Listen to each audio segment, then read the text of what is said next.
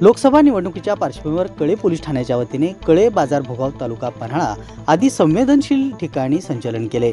60 सशस्त्र BSF जवानांची तुकडी, पोलीस व होमगार्ड अशा 80 जणांच्या संचलनामध्ये सहभाग होता। कळे पोलीस ठाण्याचे सहाय्यक पोलीस निरीक्षक रणजित पाटील यांच्या मार्गदर्शनाखाली बाजार भोगाव बाजारपेठेसह संपूर्ण गावातून संचलन करण्यात आलं। अचानक मोठ्या प्रमाणात गावात आलेले सशस्त्र जवान व पोलीस फौजफाटा पाहण्यासाठी नागरिकांनी गर्दी केली होती।